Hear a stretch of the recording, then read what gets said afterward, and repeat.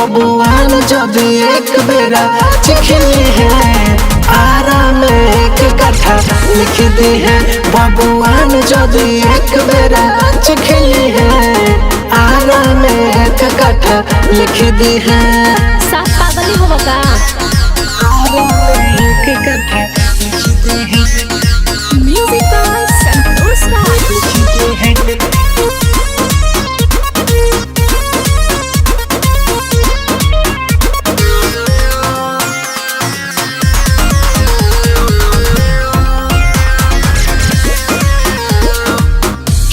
जवानी नहीं कोई मना मानी रात भोकटी को तो ना पलो ना पानी पूछी का कहलू ई देहनाई हटे ई बरांड रे ई बिहार में बस सबके डिमांड रे नवन खोजबे ओ टाइम पर ठीक दी है। अच्छा ठीक दी है। बबुआन जदि एक बेरा चिखली है बरसर में एक कट्ठा लिख दी है। बबुआन जदि एक बेरा चिखली है आराम में एक कट्ठा लिख दी है। आराम में एक कट्ठा लिख दी है।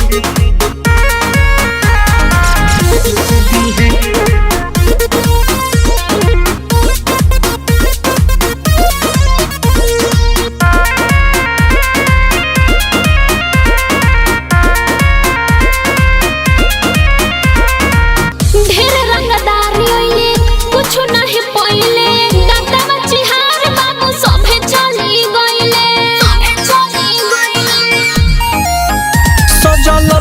के कोरा में धरी है बबी ससुले भी लाइक न छोड़ी है। अरे चाचा फिर कही है ना गलती मनीष जी की है। मनीष जी की है। बबुआन जदि एक बेरा चिखली है आराम एक कट्ठा लिख दी है। बबुआन जदि एक बेरा चिखली है आराम एक कट्ठा लिख दी है।